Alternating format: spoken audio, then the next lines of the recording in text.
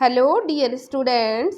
आज हम पढ़ेंगे सूरदास के भ्रमर गीत सार को, जिसके प्रथम पद जो सेकंड ग्रेड एग्जाम में आएंगे। सबसे पहले हम सूरदास के बारे में देख लेते हैं। सूरदास का जन्म 1478 और निधन 1583 ईस्वी। जन्म के बारे में दो मत प्रचलित हैं, एक तो सीही गांव और एक रेणुका या रुणकता क्षेत्र उत्तर प्रदेश।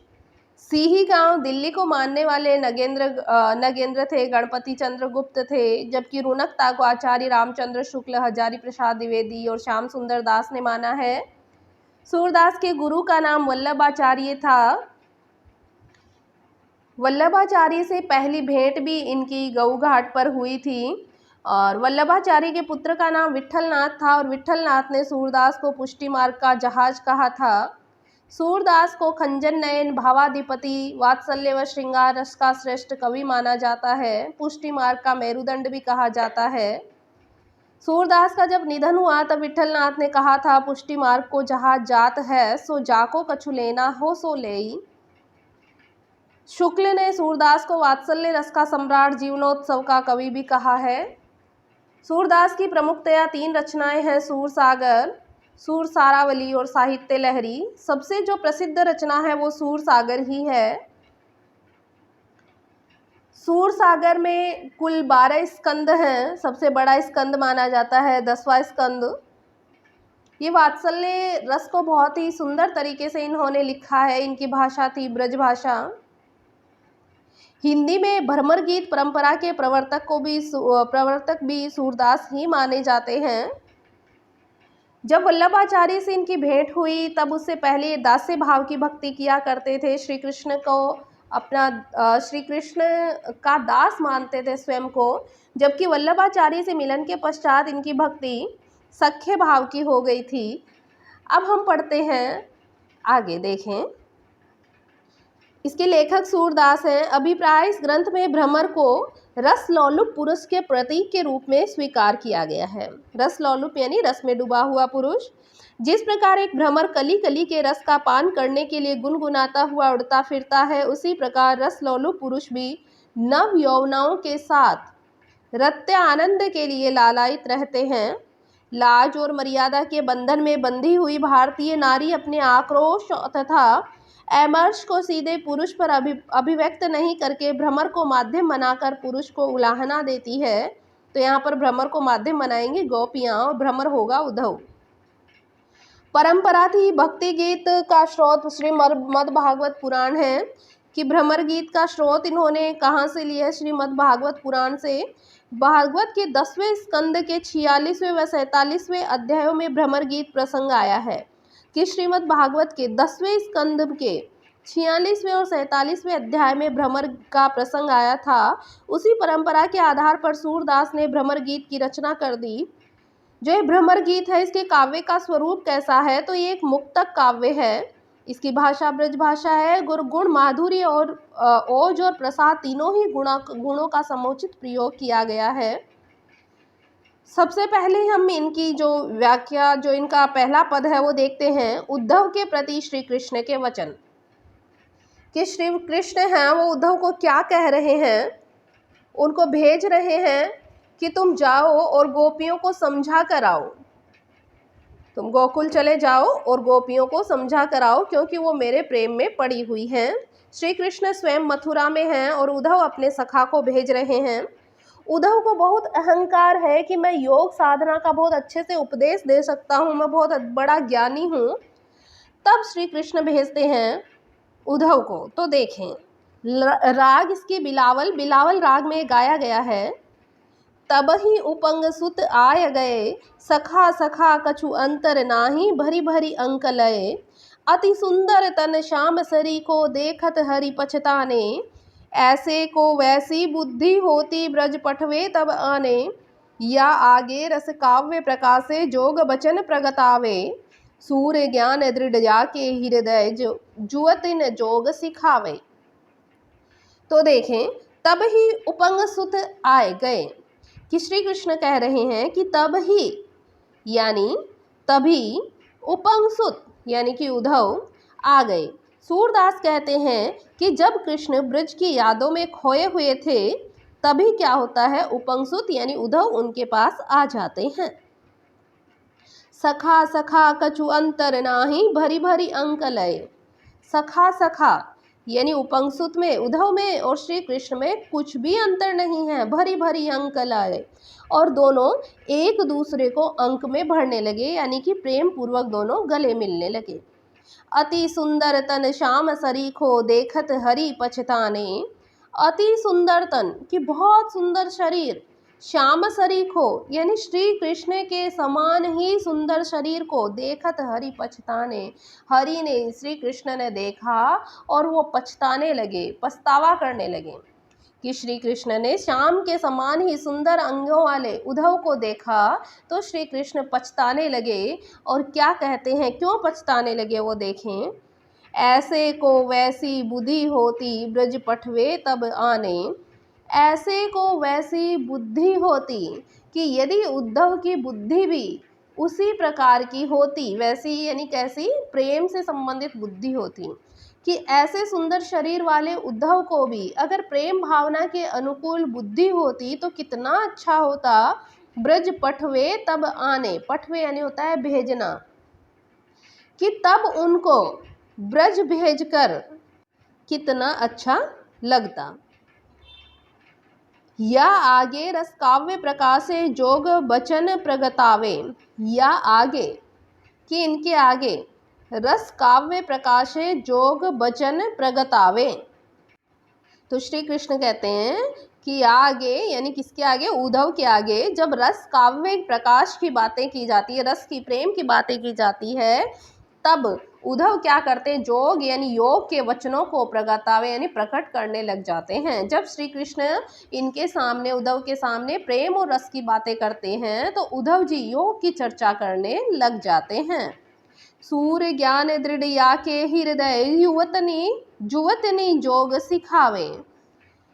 कि तब सूरदास जी कृष्ण के माध्यम से कहते हैं कि जब यह उद्धव अपने योग मार्ग को गोपियों को सिखा देंगे, युवतनी, युवतनी कौन, गोपियां, कि उन गोपियों को जोग यानी योग सिखा देंगे, सूर्य ज्ञान दृढ़ या के हृदय, तभी ये सिद्ध हो सकेगा कि ज्ञान इनके हृदय में दृढ़ अवस्था में है, कि इनमें निर्गुण ब्रह्म के प्रति बहुत ही अच्छे से ज्ञान भरा हुआ है। ये कब पता चलेगा, जब ये उन गोपियों को योग का संदेश दे देंगे। तब ही उपंग सुत आए, कि उसी समय जब श्री कृष्ण ब्रज की यादों में खोए हुए थे, तभी उपंग सुत अर्थात उद्धव पास में आ जाते हैं। सखा सखा कछु अंतर नाही, भरी भरी अंक लय।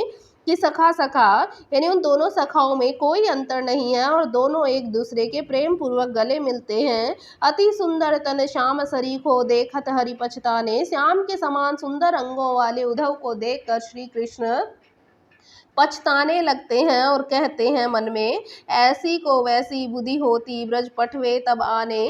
कि ऐसे को अगर वैसी यानी प्रेम भावना के अनुकूल बुद्धि होती तो कितना अच्छा होता, इनको ब्रज भेजना भी कितना अच्छा लगता।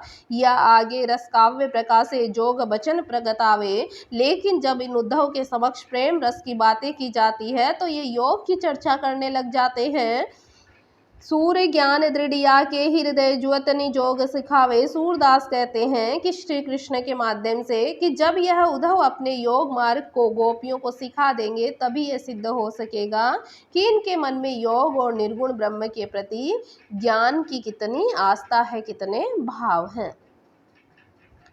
अगला पद देखें, ये व्याख्या आपको मैंने बता दी है। अगला राग सोरठ में गाया हुआ है और श्री कृष्ण उद्धव को क्या संदेश देते हैं वो देखें। कहियो नंद कठोर भये, हम दो बीरे डारी पर घरे, मानो थाती सौंप दिए। तनक तनक ते पाली बड़े किए, कि बहुते सुख दिखराए। गोचारन को चलत हमारे, पाछे कौसक धाये। ये वसुदेव देवकी हम सो कहत, आपने जाए। बहुरी विधाता जसुमति जू को, हम ही न गोद खिलाए। कौन काज यह राजनगर को, सब सुख सो सुख पाए। सूरदास ब्रज समाधान करूँ, आजू काल ही हम आए। श्री कृष्ण कह रहे हैं उद्धव से कि तुम क्या क्या संदेश देना, वो बता रहे। कहियो नंद कठोर भय, इस पद में सूरदास के कथन के माध्यम से श्री कृष्ण कह रहे हैं कि कहियो नंद कठोर भये, कि हे उद्धव तुम जाना और तुम नंद बाबा से कहना कि वे इतने कठोर कैसे हो गए हैं। हम दो बीरे डारी पर घरे, कि हम दोनों बीरे यानी भाइयों को, भाई कौन, दोनों कृष्ण और बलराम को, डारी यानी डाल दिया, भेज दिया, पर घरे यानी पर घर में, दूसरों के घर में अर्थात मथुरा, कि हम दोनों भाइयों को उन्होंने दूसरे घर में डाल दिया अर्थात मथुरा भेज दिया। मानो थाती सौंप गए, ऐसा लगता है मानो हमें दूसरे घर में डालकर उन्होंने किसी की धरोहर को हमें सौंप दिया है, यानी धरोहर के रूप में हमें दूसरे को सौंप दिया है, किसी को धरोहर लौटा दी है। तनक तनक ते पाली बड़े किए, तनक तनक ते यानी छोटे छोटे से, कि हम जब छोटे छोटे से बच्चे थे, हम तनिक तनिक छोटे छोटे से थे, तब तो उन्होंने पाल पोस कर हमें बड़ा कर दिया, बहुत सुख दिख रहा है। और जब हम छोटे थे तो हमें बहुत सारी उन्होंने सुख सुविधाएं भी दी। कि नंद बाबा से कहना जब हम छोटे छोटे बच्चे थे तो उन्होंने पाल पोस कर हमें बड़ा किया और बहुत से सुख हमें दिखलाए थे, बहुत हमें सुख दिया था।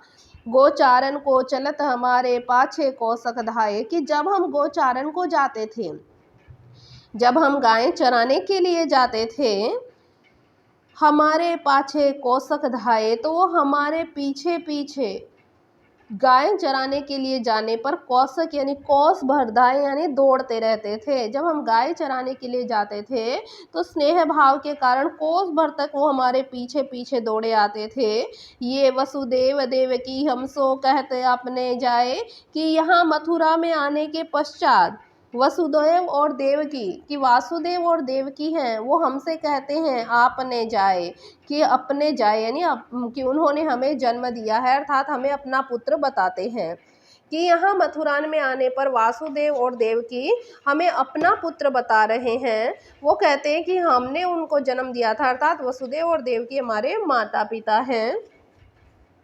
बहुरी विधाता जसुमती जू को हम ही न गोद खिलाए, बहुरी यानी बहुत दिन हो गए, विधाता यानी कि ईश्वर, जसुमती जू के हम ही न गोद खिलाए, कि हम विधाता और वो हमें क्या, बहुरी विधाता वे हमें ईश्वर समझते हैं, जसुमती के हम ही न गोद खिलाए, और यह माता यशोदा के समान यहाँ हमें कोई भी गोद में नहीं खिलाता, बल्कि हमें यहाँ पर सब ईश्वर सब भगवान समझ रहे हैं और हमें कोई गोद में नहीं खिलाता। कौन काज यह राज, कि ना जाने किस कारण से यह राज बना हुआ है। कौन काज यह राज, सॉरी एक बार देखें, कौन काज यानी किस काम का, यह राज यानी कि ये राज्य, ये सुख भोग हमारे किस काम का है। नगर को सब सुख को सुख पाए, कि हमने यहाँ पर नगर के सारे सुखों का उपभोग कर लिया है, सारे सुख हमने प्राप्त कर लिए। सूर्यदास ब्रज समाधान करूँ आजू काल ही हम आए, कि ब्रजवासियों का समाधान, कि हम उन, हे उद्धव तुम उन ब्रजवासियों की समस्याओं का समाधान करना। सूरदास कहते हैं कृष्ण के माध्यम से उद्धव को कि ब्रज समाधान करूं, कि तुम ब्रजवासियों का समाधान करना, उनकी समस्याओं का। आजू काल ही हम आए, और उनको कहना कि आज कल में ही हम आ रहे हैं। तो व्याख्या देख लें इसकी।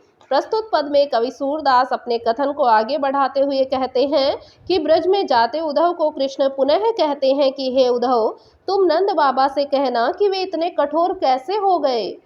हम दोनों भाइयों को अर्थात कृष्ण और बलराम को उन्होंने दूसरे घर में डालकर ऐसे समझा जैसे उन्होंने किसी की धरोहर को वापस लौटा दिया हो।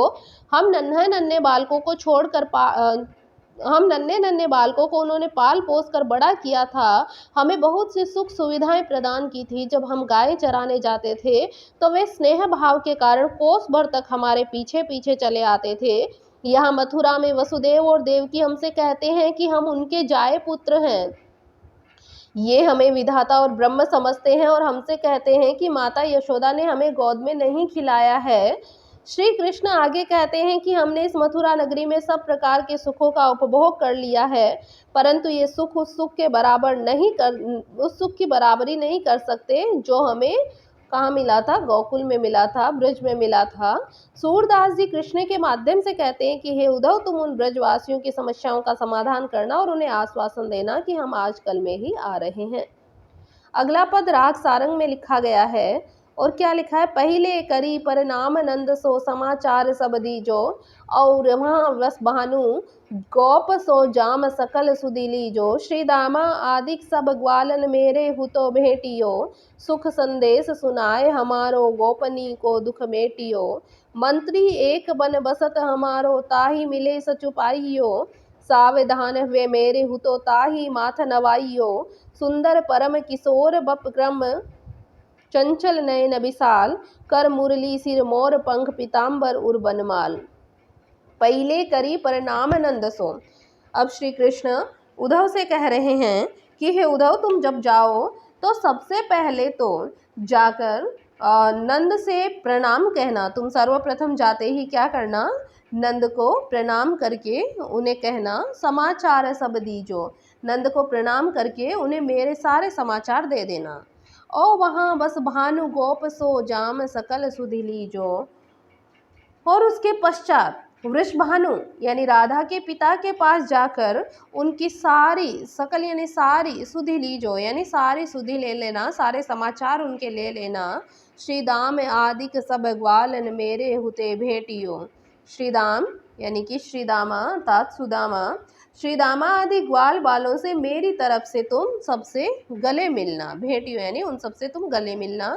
सुख संदेश सुनाए हमारो, उसके पश्चात हमारा सुख संदेश उनको सुनाना।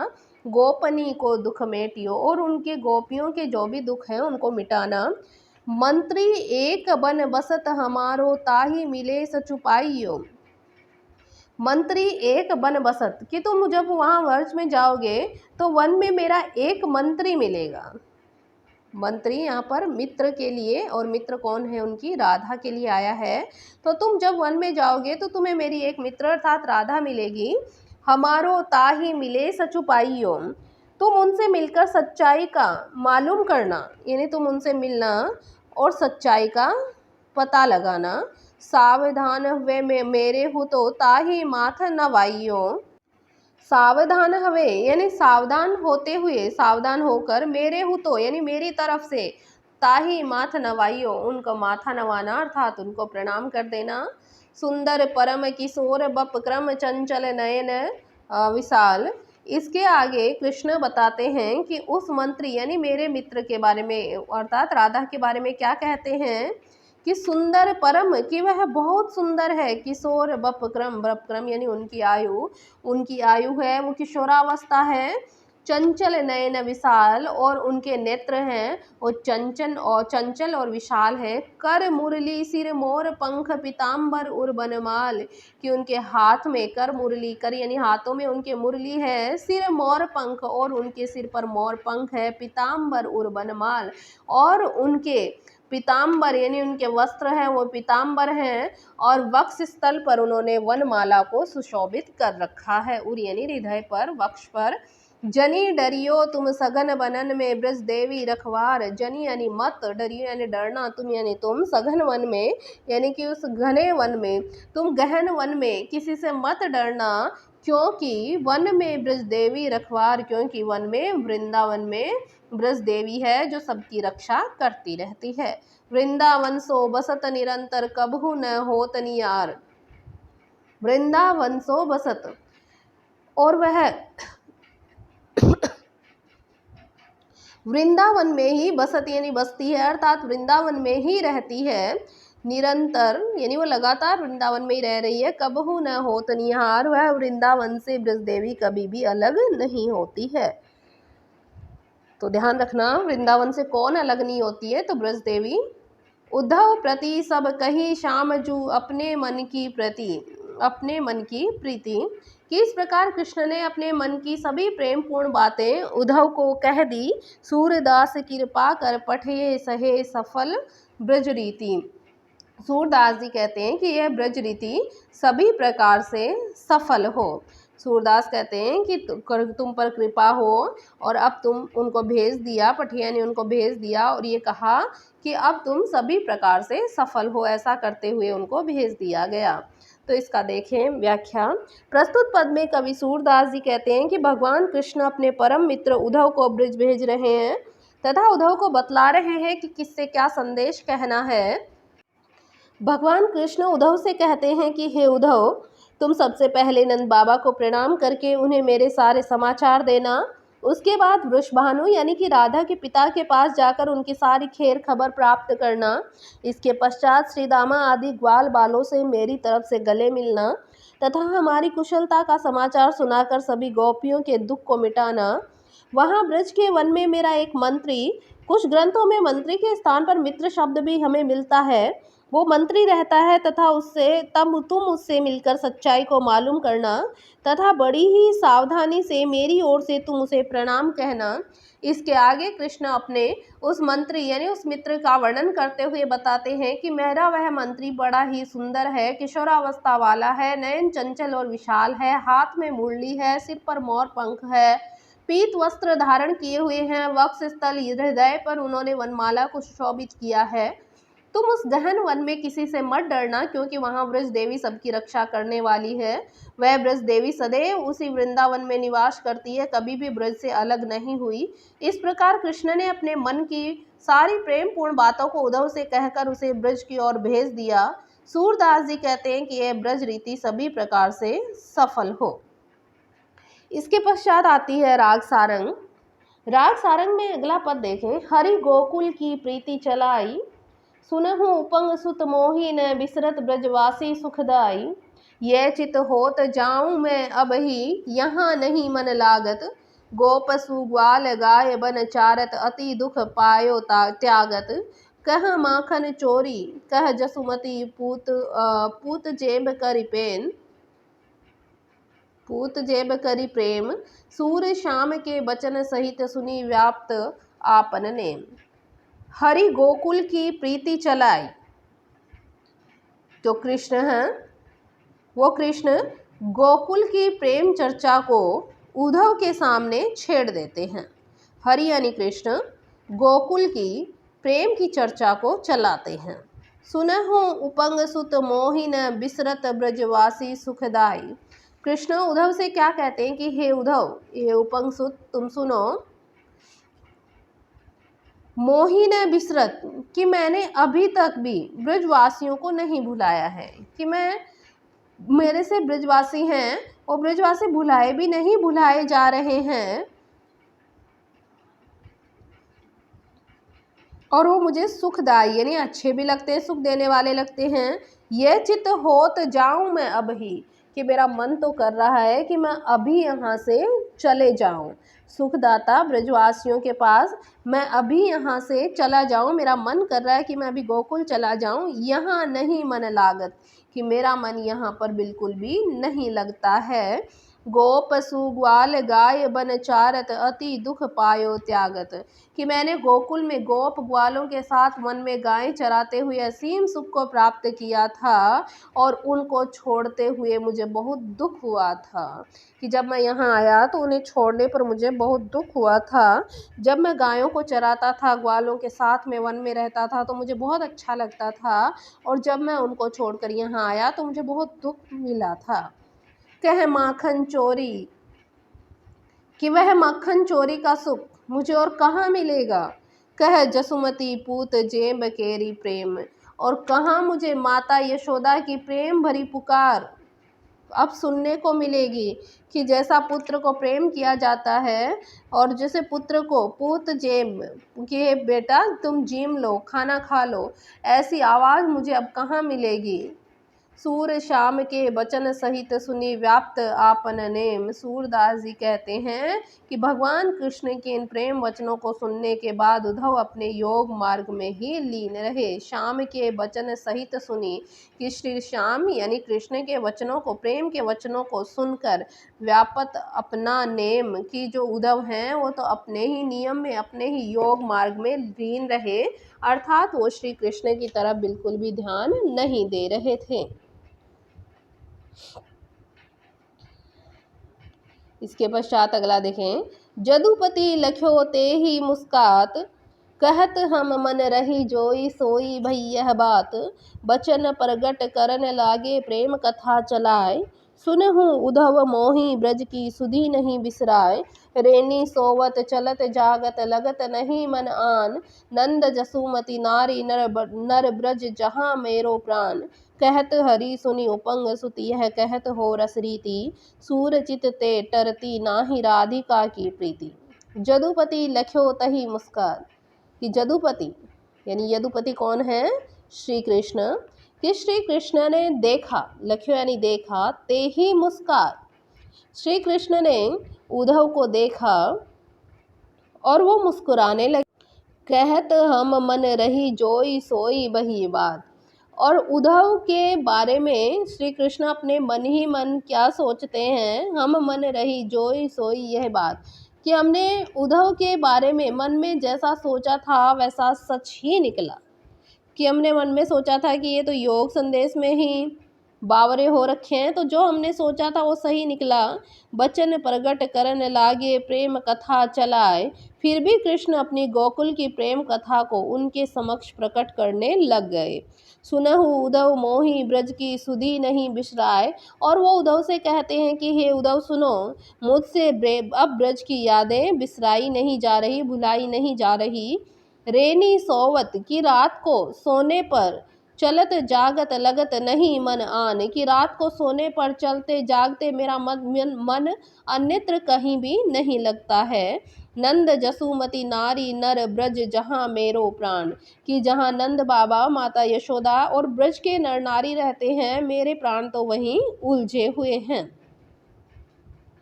कहत हरि सुनी उपंग सुत, कृष्ण कहते हैं कि हे उपंगसुत उद्धव तुम सुनो, यह कहत हो रस रीति। क्या कहते हैं? कि मैं यह प्रेम रस की पद्धति तुम्हें बता रहा हूँ। सूर चित ते टरती नाही राधिका की प्रीति। सूरदास कहते हैं कि सूरदास के माध्यम से कृष्ण कह रहे हैं कि सूरदास जी कृष्ण के माध्यम से कह रहे हैं, चित ते टरती, कि चित यानी मन से, टरती यानी दूर नहीं हो पा रही, नाही यानी नहीं, राधिका की प्रति यानी राधिका के प्रति जो प्रेम है वो मन से दूर नहीं हो पा रहा। व्याख्या देखें, सूरदास जी प्रस्तुत पद में कहते हैं कि जब कृष्ण उद्धव के समक्ष गोकुल की प्रेम प्रीति की चर्चा करने लगे तो उद्धव मन में मुस्कुराने लगे। कृष्ण ने भी उनको मुस्कुराते देख लिया। तब कृष्ण अपने मन में सोचने लगे कि हमने उद्धव के बारे में मन में जैसा सोचा था वैसे ही सच निकला। फिर भी कृष्ण अपनी गोकुल प्रेम की कथा उनके समक्ष प्रकट करने लगे और कृष्ण कहते हैं कि हे उद्धव सुनो, मुझसे ब्रज की यादें भुलाई नहीं जाती है। रात में सोते चलते जागते मेरा मन अन्यत्र कहीं भी नहीं लगता। जहाँ नंद बाबा, माता यशोदा और ब्रज के सब नर नारी रहते हैं, मेरे प्राण तो वहीं उलझे हुए हैं। कृष्ण उद्धव से कहते हैं कि हे उद्धव सुनो, मैं यह प्रेम रस की पद्धति तुम्हें बता रहा हूँ। सूरदास जी कृष्ण के माध्यम से कहते हैं कि राधिका के प्रति मेरी प्रीति मन से हट नहीं रही है। अगला पद देखें, राग सारंग में लिखा हुआ है, सखा सुनो मेरी एक बात, वह लतागन संग गौरिन सुधि करत पछितात। कहाँ वह वृषभानु तनया परम सुंदर गात। सुरती आए रास रस की अधिक जिए अकुलात।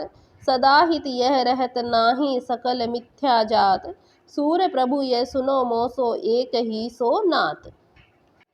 तो यहाँ श्री कृष्ण उद्धव से कहते हैं कि हे मित्र सखा, हे मित्र उद्धव सुनो मेरी एक बात, कि मेरी एक बात को सुनो। वह लतागन संग गौरिन सुधि करत पछितात। वह लतागन यानी व्रज की वन लताओं के मध्य, संग यानी बीच में, संग यानी साथ में, गौरिन यानी गोपियों के, सुधि करत यानी गोपियों के साथ में जो बातें, जो क्षण मैंने बिताए थे, सुधि यानी उनको याद करके, पछितात यानी पछतावा हो रहा है। कि हे उद्धव सुनो, ब्रज में वन की लताओं के मध्य गोपियों के साथ बिताए क्षणों को याद करके अब भी मैं पछता रहा हूँ। कहाँ वह वृषभानु तनया परम सुंदर गात, कि कहाँ तो वह वृषभानु तनया, तनया यानी पुत्री, वृषभानु की पुत्री राधा, जिसका सुंदर बहुत ही शरीर जिसका बहुत ही सुंदर शरीर था, गात यानी होता है शरीर, जिसका बहुत सुंदर शरीर था, सुरती आए रास रस की अधिक जिए अकुलात, कि रास के उत्पन्न प्रेम रस के स्मरण करने से मेरा मन अत्यधिक व्याकुल हो जाता है। सुरती आए, जब मैं उनको याद करता हूँ तो रास रस की अधिकता के कारण मेरा मन व्याकुल हो जाता है। सदा हित यह रहत नाही सकल मिथ्या जात, कि कृष्ण अपने मुख से उद्धव को क्या बता रहे हैं, सुखद स्थितियां सदैव ही नहीं रहती, यह सब मिथ्या भ्रम है। सदा हित यह रहत नाही, कि हमेशा हमेशा सुख की स्मृतियां नहीं रहती, ये एक मन का भ्रम है। सूर्य प्रभु यह सुनो मोसो एक ही सो नाथ।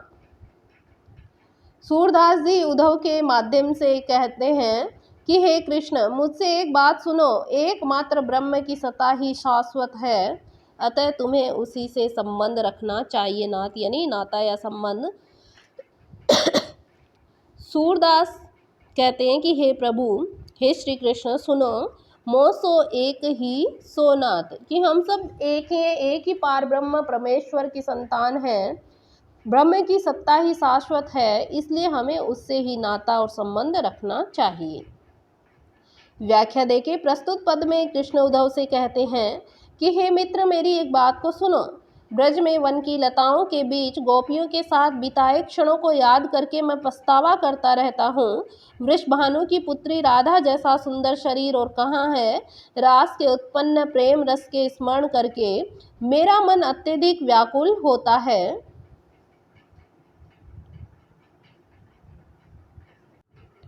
कृष्ण के मुख से इस प्रकार प्रेम रस भरी बातें सुनकर उद्धव कहते हैं कि इस प्रकार की सुखद स्थितियां सदैव नहीं रहती है, ये सब एक मिथ्या भ्रम है। श्री कृष्ण को समझा रहे हैं कि तुम मन में भ्रम पाले हुए हो, स्थितियां तो सदैव परिवर्तनशील होती हैं। सूरदास जी उद्धव के माध्यम से कहते हैं कि हे कृष्ण, मुझसे एक बात को तुम सुनो। उद्धव कह रहे हैं श्री कृष्ण से, एक बात सुनो, एकमात्र ब्रह्म ही शाश्वत सत्य है, अतः केवल हमें उसी से संबंध रखना चाहिए। अब राग सारंग में अगला पद देखें। उद्धव यह मन निश्चय जानो, मन क्रम बच में तुम्हें पठावत, ब्रज को तुरत पलानो। पुरन ब्रह्म सकल अविनाशी, ताके तुम हो ज्ञाता, रेख न रूप जाति कुल नाही, जाके नहीं पितु माता। यह मत दे गोपिन कह आवहु, बिरह नदी में भासती, सूर तुरत यह जाय कहो तुम, ब्रह्म बिना नहीं आसती। अब श्री कृष्ण उद्धव को कह रहे हैं कि हे उद्धव, यह मन निश्चय जानो, कि तुम अपने मन में यह निश्चित रूप से जान लो, स्वीकार कर लो, मन क्रम बच मैं तुम्हें पठावत, कि मैं तुम्हें मन से, क्रम से और वचनों से अच्छी तरह से पठावत यानी ये सारी बातें बताकर तुम्हें पठावत यानी भेज रहा हूँ। ब्रज को तुरत पलानो, अब तुम तुरंत ही ब्रज की ओर प्रस्थान कर दो। पुरन ब्रह्म सकल अविनाशी, ताके तुम हो ज्ञाता। हे उद्धव, तुम्हारा ब्रह्म है वो पूर्ण है, अखंड है, अविनाशी है, तथा उस ब्रह्म के तुम पूर्ण ज्ञाता हो। रेख न रूप जाति कुल नाही, जाके नहीं पितु माता। तुम्हारे उस पूर्ण ब्रह्म का ना कोई रूप है, ना जाति है, ना कुल है, ना ही उसके कोई माता पिता है, कुल यानी वंश है। यह मत दे गोपिन कह आवहु, विरह नदी में भासती। हे उद्धव, तुम इस योग मत को, इस ब्रह्म संदेश को विरह रूपी नदी में डूबती हुई उन ब्रज गोपियों को जाकर सुना देना। भासती यानी डूबना, विरह नदी यानी विरह रूपी नदी, रूपक अलंकार प्रयुक्त हुआ है कि हे उद्धव, तुम ये अपना योग संदेश है वो विरह नदी में डूबती हुई गोपियों को जाकर सुनाना। सूर तुरत यह जाय कहो तुम, ब्रह्म बिना नहीं आसती। हे सूरदास कृष्ण के माध्यम से उद्धव को कह रहे हैं, तुरंत यह जाय कहो, कि तुम उनसे जाकर ये कह देना कि निर्गुण ब्रह्म के बिना इस संसार सागर से मुक्ति नहीं होती। आसती यानी मुक्ति, कि तुम जाकर ये कहना कि उस निर्गुण ब्रह्म के बिना इस संसार से मुक्ति नहीं हो सकती। तो इस पद में कृष्ण उद्धव से कह रहे हैं कि हे उद्धव, तुम अपने मन में यह निश्चित रूप से जान लो कि मैं तुम्हें मन से, क्रम से और वाणी से अच्छी तरह पढ़ाकर ब्रज को भेज रहा हूँ, अतः तुम तुरंत ब्रज की ओर प्रस्थान करो। हे उद्धव, हम जानते हैं तुम्हारा पूर्ण ब्रह्म अखंड अविनाशी है तथा तुम उस ब्रह्म के पूर्ण ज्ञाता हो। तुम्हारे उस पूर्ण ब्रह्म का ना तो कोई रूप है, ना जाति है, ना कोई वंश है तथा न ही उसके माता पिता है। अतः हे उद्धव, तुम इस योग मत को, इस ब्रह्म संदेश को विरह रूपी नदी में डूबती हुई ब्रज की गोपियों को जाकर सुना दो। तुम उनसे जाकर कहना कि उन्होंने निर्गुण ब्रह्म के बिना इस संसार सागर से मुक्ति नहीं मिल सकती है। अगला राग सारंग में उद्धव बेगी ही ब्रज जाहू, सुरति संदेश सुनाय मेटो बलभिन क्यों दाहू। काम पावक तूलमय तन विरह श्वास समीर, बसम नाहिन होन पावत लोचनन के नीर। अजो लो यही भानती, यह भांति वे कछुक सजग शरीर, इते पर बिनु समाधाने क्यों धरे तिये धीर। उद्धव बेगी ही ब्रज जाहू, श्री कृष्ण उद्धव को कह रहे हैं कि हे उद्धव, तुम बेगी ही, तुम तुरंत ही ब्रज जाओ, कि ब्रज चले जाओ, कि हे उद्धव तुम तुरंत ही ब्रज को चले जाओ। सूरती संदेश सुनाए, तो तुम वहाँ जाकर मेरा प्रेम संदेश उनको सुनाना। मेटो बलभिन को दाहू, बलभिन यानी गोपियों का, दाहू यानी जलन, आग, विरह की आग, कि हे उद्धव तुम मेरा प्रेम संदेश सुनाकर उन गोपियों की विरह ज्वाला को शांत करना।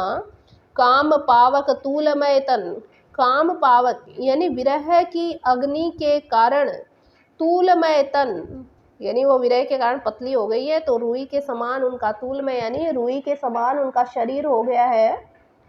विरह श्वास समीर, और उनकी विरह की जो हवा है वो उनको और अधिक बढ़ा रही है।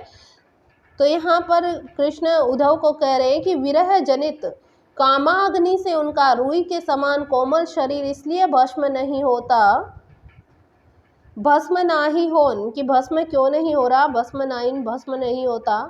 पावत लोचनन के नीर, लोचनन यानी नेत्रों से, नीर यानी आंसू, जब नीर पड़ते हैं, जैसे बारिश में अगर पानी गिरता है तो फिर उस बारिश में बारिश से जलते नहीं हैं, उसी प्रकार से गोपियां भी विरह की अग्नि में जल नहीं पा रही, क्योंकि उनकी आंखों से निरंतर अश्रु बहते रहते हैं। अजो लो यही भांति हवे कछुक सजग शरीर, अजो लो यानी आज तक, यही भांति यही कारण है कि उनके शरीर में, कछुक यानी कुछ मात्रा में, सजग शरीर, उनके शरीर में कुछ मात्रा में चेतना शेष रह गई है। तो उसका यही कारण है क्योंकि उनके नेत्रों के, उनके आंखों से बहने वाले आंसू है वो कामाग्नि को मंद कर देते हैं, शांत कर देते हैं। इते पर बिनु समाधाने क्यों धरे तिये धीर, तो फिर इते पर यानी इतना होने के पश्चात, बिनु समाधाने बिना समस्या का समाधान किए, क्यों धरे तिये धीर, यानी स्त्रियां, वो स्त्रियां धैर्य को क्यों धारण करें। कहो कहा बनाए तुम सो सखा साधु प्रवीण, सूर सुमति विचारिये क्यों जिए जल बिनु मीन। कि हे मित्र उद्धव, अब मैं अपने मन की बात तुमसे कहूँ, तुम स्वयं ही सुजान और प्रवीण हो। कहो कहा बनाए तुम सो साधु सखा प्रवीण, कि हे सखा तुम तो स्वयं ही बहुत चतुर हो, बहुत ज्ञानी हो, तो मैं तुम्हें अपने मन की बातों को क्यों कहूँ, क्योंकि तुम तो स्वयं ही जानते हो।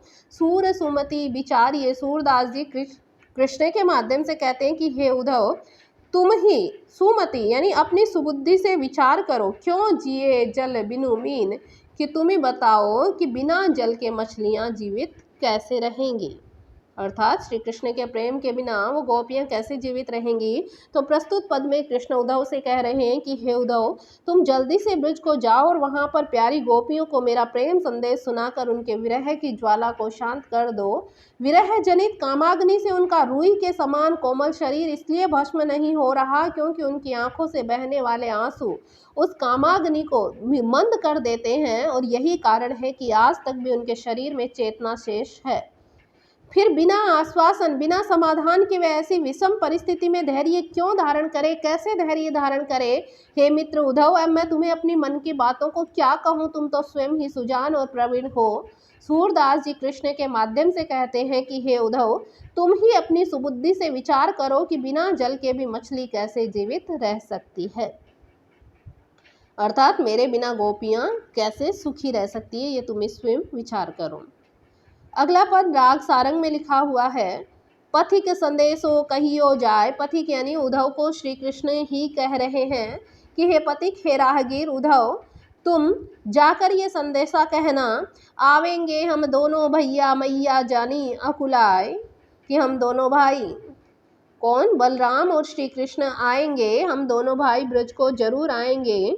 मैया जनी अकुलाय, की माता, जनी यानी मत, तुम माता व्याकुल मत हो, हम दोनों भाई जरूर ब्रज को आएंगे। या को बिलग बहुत हम मान्यो, जो कही पठयो धाय, कहें लो कीर्ति मानिए, तुम्हारी बड़ो कियो पै पाय, कहियो जाय नंद बाबा सोर गही पकड़ो पाय। दो दुखी होन नहीं पावही धुमरी धोरी गाय, यद्यपि मथुरा विभव बहुत है, तुम बिनु कछु न सुहाय, सूरदास ब्रजवासी लोगनि भेटती हृदय जुड़ाए। या को बिलग बहुत हम मान्यो, कि जब उन्होंने हमें अलग किया था तो हमने इसका बहुत बुरा लगा था। जे कही पठियो धाय, कि मथुरा भेजते समय उन्होंने हमें ये कहलवाया था तो हमें बहुत बुरा लगा था। क्या कहलवाया था माता ने, कि मैंने तो तुम्हें जन्म नहीं दिया, केवल पाला मात्र है, तुम्हारा लालन पालन किया है। तो जब माता ने ये कहलवाया तो हमें बहुत बुरा लगा था, हमने बहुत बुरा माना था। जो कहीं पठियो दहाय, मथुरा भेजते समय जब उन्होंने हमें ये कहा था कि हम तो केवल तुम्हारी दहाय यानी तुम्हारा पालन करने वाली ही हैं। कह लो कीर्ति मानिए, लेकिन हम कहाँ तक तुम्हारी कीर्ति को माने, तुम्हारी बड़ों कियो पै पाए, क्योंकि तुमने तो हमें दूध पिला पिला कर इतना बड़ा कर दिया है, तो हम तुम्हारी कीर्ति को कहाँ तक माने। कहियो जाए नंद बाबा सो, और हे उद्धव, तुम नंद बाबा से जाकर ये कहना, अरु गही पकड़ो पाओ, कि और उनके जाकर पैर पकड़ लेना और पैरों को पकड़ कर कहना, दो दुखी होन नहीं पावही धुमरी धोरी गाय, कि हमारी दोनों ही गायें, धोरी धुमरी यानी काली और धोरी यानी सफ़ेद, कि हमारी धुमरी और धोरी दोनों गायें दुखी नहीं हो पाएँ।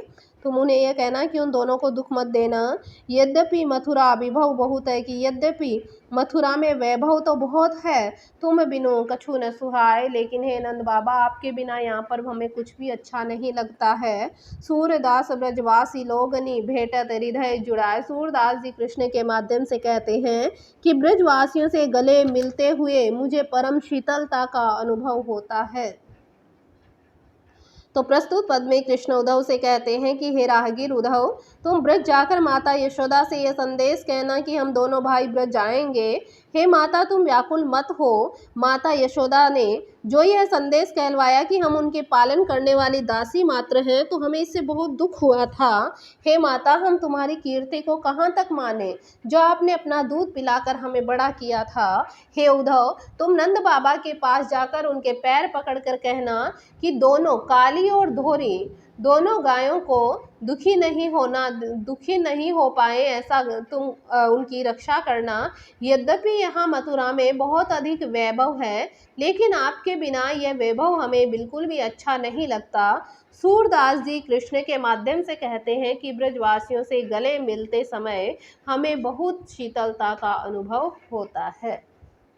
अगला पद भी राग सारंग में लिखा हुआ है, नीके रहियो जसुमती मैया, आवेंगे दिन 4-5 में हम हलदर दो भैया, जा दिन ते हम तुम ते बिछुरे काहुन कयो कन्हैया, कबहू प्रात न कियो कलेवा, सांझ न पिनही धैया, बंसी बेनु संभारी राखियो, और अबेर सबेरो, मति ले जाय चुराए राधिका, कछुक खिलौनो मेरो, कहियो जाव नंद बाबा सो, निपट निठुर जिए किन्हो, सूर श्याम पहुँचाए मधुपुरी, बहुरी संदेशो न लिन्हो।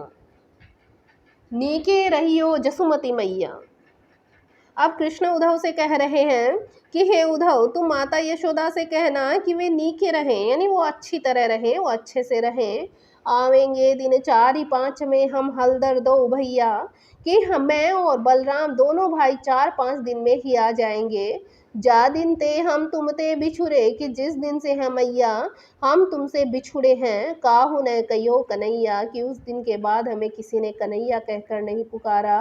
कबहू प्रात न कियो कलेवा, कि उस दिन के बाद मुझे यहाँ आने पर सुबह हमने कभी कलेवा, सुबह प्रातः का हमने नाश्ता नहीं किया, सांझ न पीनी धैया, और मैंने यहाँ आने के पश्चात शाम को दहिया यानी धारोषण दूध, ताज़ा निकाला हुआ गाय का दूध भी नहीं पिया है। बंसी बेनु संभारी राखियो, कि तुम मेरी बंसी को संभाल कर रखना, और अबेर सबेरो, क्योंकि देर सबेर मती ले जाए चुराए राधिका, की राधिका उनको चुरा कर नहीं ले जाए। देर सवेर राधिका आएगी और वो मेरी बंसी को चुरा कर नहीं ले जाए। कछुक खिलौनों में रो, और मेरे कुछ खिलौनों को भी वो चुरा कर नहीं ले जाए। तो ये तुम ध्यान रखना। कहियो जाव नंद बाबा सोहे उधव, तुम जाना और नंद बाबा से जाकर ये कहना, निपट निठुर जिए किन्हों, कि उन्होंने अपना हृदय इतना निष्ठुर क्यों कर लिया है। सूर श्याम पहुँचाए मधुपुरी, बहुरी संदेश न लीलो। सूरदास जी कृष्ण के माध्यम से कहते हैं कि नंद बाबा हमें मथुरा पहुँचाकर हमारा कोई भी समाचार, कोई भी संदेश नहीं ले रहे हैं। तो इस पद में ब्रज को जाते हुए उद्धव से श्री कृष्ण कहते हैं कि हे उद्धव, तुम माता यशोदा से कहना कि वे अच्छी तरह से रहें।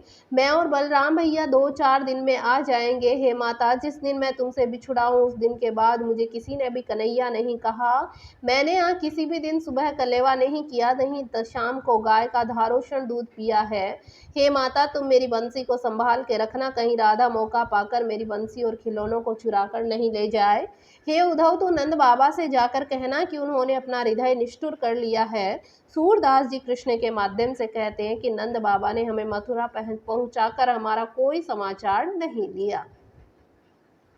अगला पद राग कल्याण में लिखा हुआ है, उद्धव मन अभिलाष बढ़ायो, जदुपति जोग जानी, जिय सांचो नयन आकाश चढ़ायो। नारिन पे मोको पठवत हो, कहत सिखावन जोग, मन ही मन अब करत प्रशंसा मिथ्या सुख भोग। आये सुमान लियो सिर ऊपर, प्रभु आज्ञा प्रमाण, सूरदास प्रभु पठवत गोकुल में क्यों कहो कियान। उद्धव मन अभिलाष बढ़ायो। अब इस पद में सूरदास जी कह रहे हैं कि कृष्ण के मुख से प्रेम योग की संदेश बातों को सुनकर उद्धव मन ही मन आनंदित होते हैं। उद्धव मन अभिलाष बढ़ायो, कि उद्धव ने मन ही मन बहुत आनंद को प्राप्त किया है। जदुपति जोग जानी, जिए सांचो नयन आकाश चढ़ायो। उद्धव ने ये समझा कि यदुपति कृष्ण के योग मार्ग को हृदय से स्वीकार कर लिया है, कि कृष्ण ने भी अब जोग जानी, कि कृष्ण ने भी योग को समझ लिया है, योग को जान लिया है। जिए सांचो, और अपने हृदय में सच्चे रूप में योग साधना को प्राप्त कर लिया है। नयन आकाश चढ़ायो, तो ऐसा सोचकर उद्धव हैं वो अपनी आंखों को आकाश की ओर चढ़ाने लगे, आंखें आकाश में चढ़ाने लगे, अर्थात खुद को गर्वान्वित महसूस करने लगे।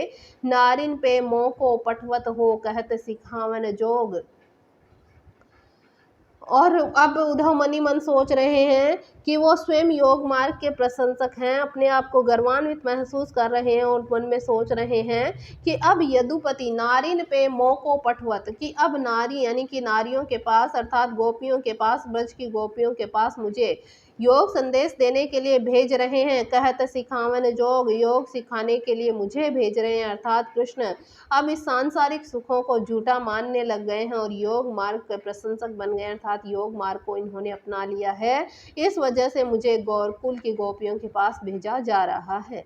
मन ही मन अब करत प्रशंसा है मिथ्या सुख भोग, कि अब श्री कृष्ण अपने मन ही मन मिथ्या सुख भोग की प्रशंसा कर रहे होंगे, यानी कि अब वो योग साधना में आ गए हैं। आय सुमान लियो सिर ऊपर, प्रभु आज्ञा परमान। तो इस प्रकार से फिर उद्धव ने कृष्ण के प्रेम संदेश को प्राप्त कर लिया और उनकी आज्ञा को मानकर, उनकी आज्ञा को सिर ऊपर यानी सिरोधार्य करके उनकी आज्ञा को मान लिया। सूरदास प्रभु पठवत गोकुल में क्यों कहो कि आन। सूरदास जी उद्धव के माध्यम से कहते हैं कि जब भगवान श्री कृष्ण ने स्वयं योग को प्रमाणित रूप में स्वीकार कर लिया तो फिर वे इस तथ्य को समझाने के लिए गोकुल में क्यों भेजे जा रहे हैं।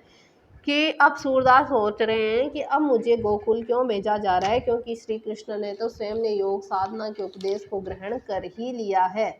तो प्रस्तुत पद में सूरदास जी कह रहे हैं कि कृष्ण के मुख से प्रेम योग संदेश को सुनकर उद्धव मन ही मन आनंदित हो रहे हैं। उद्धव ने यह समझा कि यदुपति कृष्ण के योग मार्ग को हृदय से स्वीकार कर लिया है। इस पर वे यानी कि उद्धव जी गर्व भावना से अपनी आंखों को ऊपर की ओर आसमान की ओर चढ़ा लेते हैं। योग मार्ग के प्रशंसक बनकर वे अब मुझे ब्रज की नारियों के पास योग संदेश देने के लिए भेज रहे हैं। अर्थात कृष्ण अब सांसारिक सुखों को झूठा मानने लग गए हैं और योग मार्ग के प्रशंसक बन चुके हैं। अतः उद्धव कृष्ण के प्रेम संदेश को आज्ञा मानकर शिरोधार्य कर लेते हैं। सूरदास जी उद्धव के माध्यम से कहते हैं कि जब भगवान कृष्ण ने स्वयं योग को प्रामाणिक रूप में स्वीकार ही कर लिया, तो फिर वे इस तथ्य को समझाने के लिए मुझे गोकुल क्यों भेज रहे हैं। मुझे अन्य कोई बात कहने की आवश्यकता नहीं है, अर्थात मुझे गोकुल जाने की कहाँ जरूरत है, क्योंकि कृष्ण ने तो स्वयं ने ही योग साधना को अपना लिया है, निर्गुण ब्रह्म की उपासना करनी शुरू कर दी है। अब आता है उद्धव के प्रति कुब्जा के वाक्य, क्योंकि कृष्ण को जितनी भी बातें कहनी थी वो उन्होंने कह दी। अब कुब्जा है वो अपनी बातों को उद्धव से कह रही है, और क्या कह रही है वो देखे राग सारंग में। सुनियो एक संदेश हो उद्धव तुम गोकुल को जात की है। उद्धव तुम गोकुल जा रहे हो तो जाते हुए मेरा भी एक संदेशा सुन लो। ता पाछे तुम कहियो उनसो एक हमारी बात, कि पहले तो तुम मिल लेना, जो श्री कृष्ण ने कहा वो संदेश सुना देना, उसके पश्चात एक संदेश तुम मेरी तरफ से भी उन्हें जाकर कह देना। माता पितु को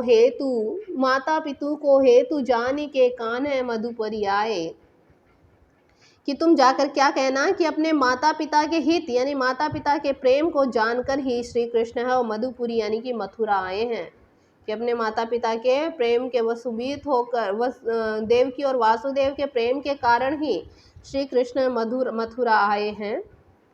ना ही न श्याम तिहारे प्रीतम ना जसुदा के जाए, कि ना तो श्री कृष्ण तुम्हारे प्रियतम हैं और ना ही यशोमती मैया के जन्म दिए संतान हैं, जाए यानी जन्म दिए हुए हैं। समझो बूझो अपने मन में तुम कहा भलो कीनो, कि तुम सब लोग अपने मन में विचार करो कि तुमने श्री कृष्ण का क्या भला किया था। कह बालक तुम मत ग्वालिन, कहाँ तो वो छोटे से बालक थे और कहाँ तुम मदमस्त ग्वालिनी थी। सबे आप बस कीनो, तुम सब ने मिलकर श्री कृष्ण को अपने वश में कर लिया था। और जसोदा माखन कीजे बहुत तक त्रास दिखाई, और यशोदा मैया ने तो माखन के कारण ही उन्हें बहुत अधिक त्रास यानी बहुत अधिक उनको डराया धमकाया था। तुम ही सबे मिली दांवरी दीनी, कि तुम सबने मिलकर उस दिन दांवरी यानी रस्सी दी थी उनको पकड़ने के लिए। रंच दया नहीं आई, तुम्हें थोड़ी भी दया नहीं आई थी श्री कृष्ण पर। अरु वृषभानु सुता जो किन्हीं सो तुम सब जिए जानो, अरु यानी और वृषभानु सुता यानी कि जो राधा है वृषभानु पुत्री राधा ने तो कृष्ण के साथ जो कुछ किया उसे तुम समझती ही हो। और वृषभानु सुता जो किनी, और वृषभानु सुता यानी राधा ने जो कुछ किया था सो तुम सब जिए जानो, कि वह तो तुम सब समझती ही हो।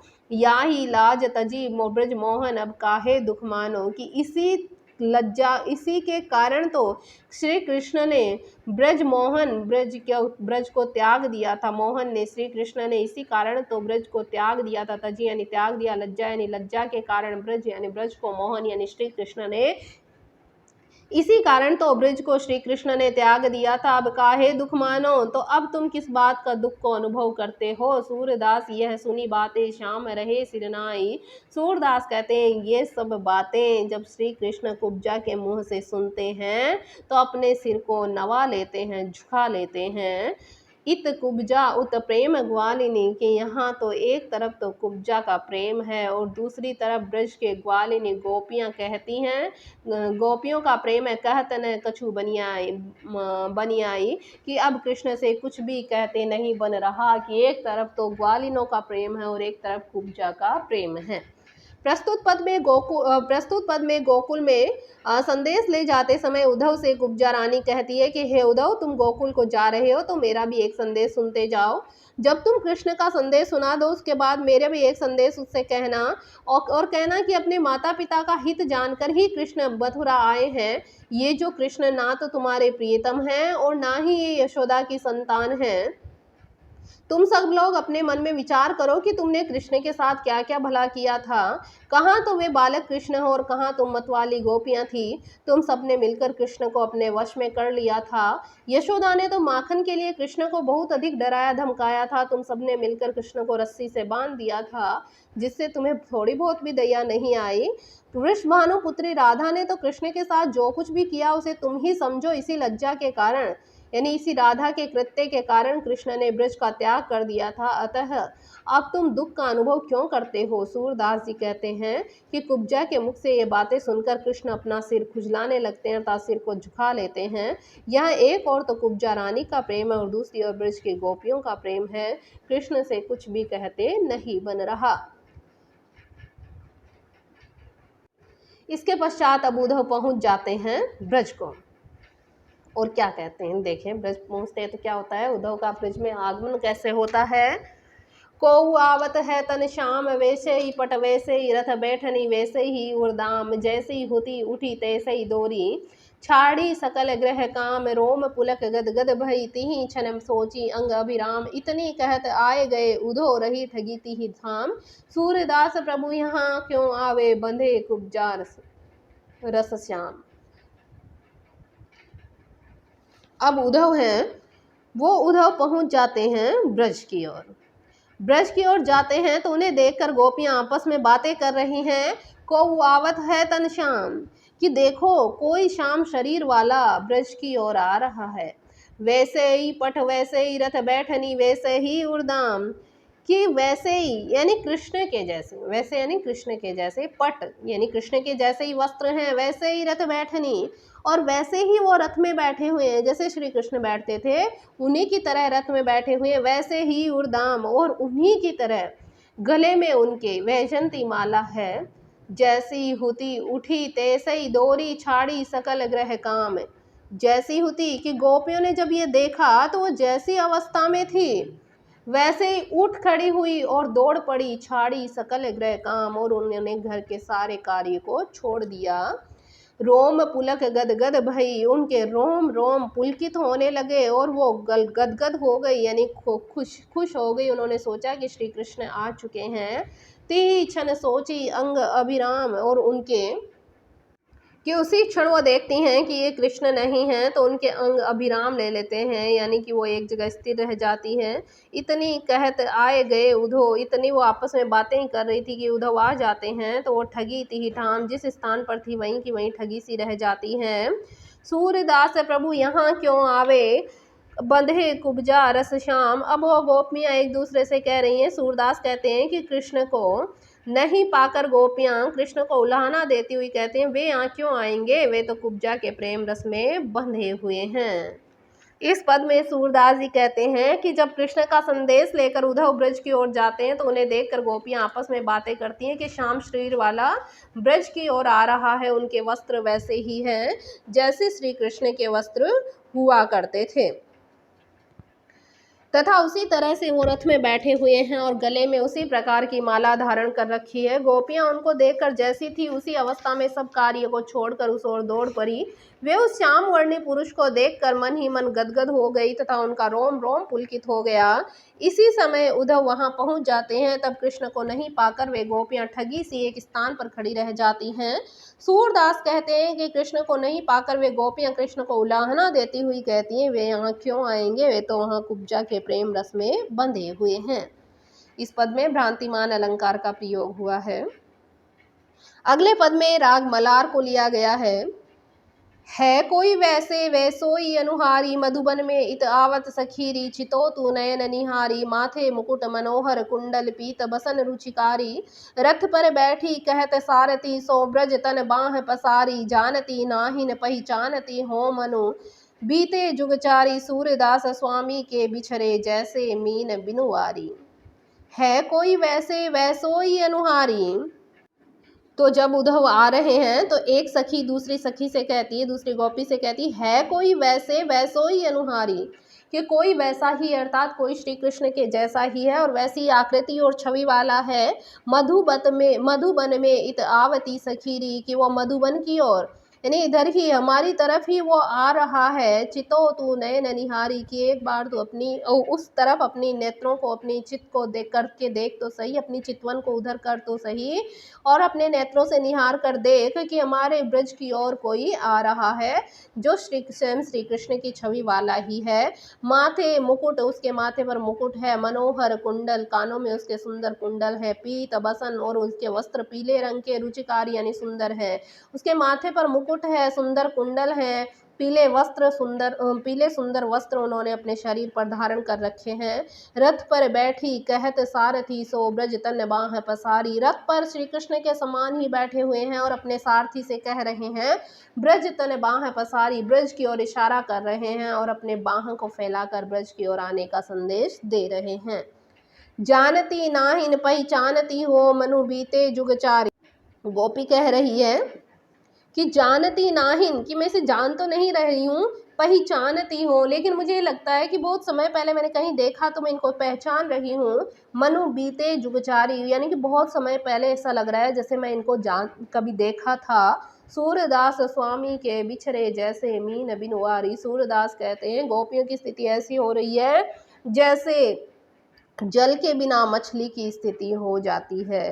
प्रस्तुत पद में सूरदास जी कहते हैं कि ब्रज में आते हुए उद्धव को देखकर एक गोपी दूसरी गोपी से कहती है कि हे सखी, यह आगंतुक वो तो वैसे ही कृष्ण जैसी छवि वाला ही दिखाई देता है, जरा अपनी आंखें उठाकर तो देखो, वह मधुवन से हमारी तरफ ही आ रहा है। इसके सिर पर मोर मुकुट है, कुंडल मन को हरने वाले हैं, सुंदर पीले वस्त्र धारण किए हुए हैं। वह रथ पर बैठा अपनी बाहें फैलाकर सारथी को ब्रज की ओर आने का संकेत कर रहा है। मैं इसे जानती तो नहीं हूँ, परंतु लगता है जैसे चारों युगों अर्थात बहुत पहले से इसे पहचानती हूँ। सूरदास जी कहते हैं कृष्ण से बिछुड़ी हुई गोपियां उसी प्रकार से छटपटा रही हैं जैसे जल के बिना मछली छटपटाती है। अगला राग मलार में लिखा हुआ है, देखो नंद द्वार रथ ठाड़े, बहुरी सखी सुफलक सुत आयो, पर्यो संदेह और गाढ़े। प्राण हमारे तब ही गयो ले, अब के ही कारण आयो, जानती हो अनुमानी सखीरी, कृपा करन उठी धायो। इतने अंतर आय उपंग सुत, ते ही छन दर्शन दीनो, तब पहचान सखा हरिजू को, परम सुचित तन कीनो।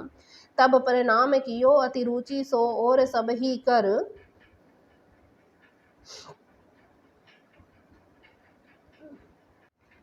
जोरे। सुनियत रहे तैसे ही देखें, परम चतुरमति भोरे। तुम्हारो दर्शन आपनो, जन्म सकल करि जान्यो, सूर उधो सो मिलत भयो, सुख जो झक पायो। यहाँ पर देखो नंद द्वार रथ ठाड़, कि जब अब उद्धव चले जाते हैं, जाकर वो नंद के द्वार पर जाते हैं, तो एक सखी दूसरी सखी से कह रही है कि देखो, एक गोपी क्या कह रही है कि देखो नंद बाबा के द्वार पर एक बहुत बड़ा सा रथ आकर खड़ा हुआ है, ठाडो यानी खड़ा हुआ है। बहुरी सखी सुफलक सुत आयो, कि हे सखी मुझे ऐसा लगता है, बहुरी यानी दोबारा, सुफलक सुत आयो, कि फिर से सुफलक सुत अक्रूर जी फिर से आ गए हैं। पर्यो संदेशो उर गाढ़ो, कि हमें तो यही संदेशा प्रगाढ़ रूप से यही संदेह हो रहा है, अपने हृदय में प्रगाढ़ यही संदेश हो रहा है कि दोबारा अक्रूर जी आ गए हैं। प्राण हमारे तभी गयो ले, कि पहले तो ये हमारे प्राणों को ले जा चुके हैं, पहले से ही श्री कृष्ण को तो ले जा चुके हैं। प्राण कौन है? गोपियों के श्री कृष्ण, कि श्री कृष्ण को तो ये पहले ही ले जा चुके हैं, अब के ही कारण आयो, कि अब ये फिर से किस कारण से यहाँ आए हैं। जानती हो अनुमान सखीरी, कि मेरे अनुमान के अनुसार तो शायद ये इसलिए आए हैं, कृपा करन उठिधाए, कि अब ये हम पर कृपा करने के लिए आए हैं, शायद ये हम पर कृपा करने के लिए पुनः आए हैं, अर्थात शायद ये श्री कृष्ण को लेकर आए होंगे। जानती हो अनुमान सखीरी, कृपा करन उठिधायो, इतने अंतर आए उपंगसुत, ते ही छन दर्शन दीनो, कि इसी दौरान उपंगसुत अर्थात उद्धव आ जाते हैं, उन्हें दिखाई दे देते हैं। तब पहचान सखा हरिजू को, परम सुचित तन कीन्हो, तभी उन सब ने समझ लिया कि कृष्ण के मित्र के रूप में पहचान कर उनका शरीर प्रसन्नता से प्रफुल्लित हो गया। सूचित तन यानी खुशी से उनका तन यानी शरीर प्रफुल्लित हो चुका, क्योंकि अब उनको लगा कि शायद श्री कृष्ण ने हमारे लिए कोई संदेश भेजा है। तब प्रणाम कियो, तब उन्होंने ब्रजवासियों ने रुचि पूर्वक उनको प्रणाम किया, अति रुचि सो यानी अत्यधिक रुचि के साथ उनको प्रणाम किया, और सब ही कर जोड़े और सबने अपने हाथों को उनके समक्ष जोड़ा, अर्थात उनको हाथ जोड़कर प्रणाम किया। सुनियत रहे तैसे ही देखे परम चतुर मति भरे।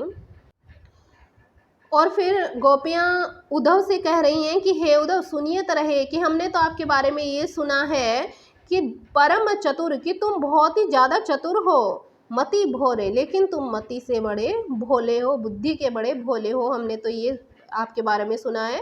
तुम्हारो दर्शन आपनो जन्म सकल करी जानो, आपके दर्शन को पाकर को तो हमारा जन्म ही सफल हो गया है। सूर उधो सो मिलत भयो सुख जो झक पायो पानो।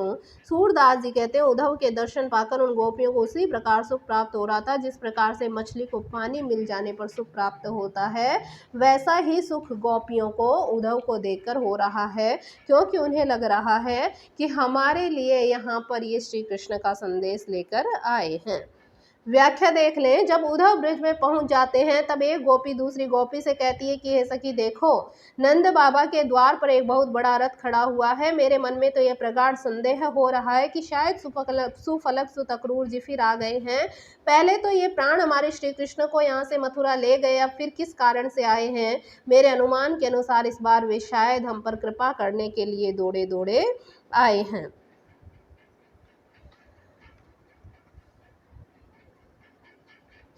वे शायद हम पर कृपा करने के लिए दौड़े आए हैं। इसी दौरान उपंगसुत उद्धव उन्हें दिखाई दे जाते हैं। तब उनको कृष्ण के मित्र के रूप में पहचान कर उनका शरीर प्रसन्नता को प्राप्त करता है। तब सब ब्रजवासी रुचि पूर्वक हाथ जोड़कर उन्हें प्रणाम करते हैं। गोपियां उद्धव से कहती कि हे उद्धव, हमने सुना कि तुम बहुत चतुर हो और बुद्धि के बड़े ही भोले हो। आपके दर्शन पाकर के तो हमारा जन्म ही सफल हो गया। सूरदास कहते हैं कि उद्धव के दर्शन पाकर उन गोपियों को उसी प्रकार सुख प्राप्त हो रहा था जिस प्रकार मछली को पानी मिल जाने से सुख की प्राप्ति होती है। इसके पश्चात का आगे का बचा हुआ हम नेक्स्ट वीडियो में पढ़ेंगे, और नेक्स्ट वीडियो में ये अपने भ्रमर गीत कंप्लीट हो जाएगा। अगले वीडियो तक के इंतजार के लिए धन्यवाद।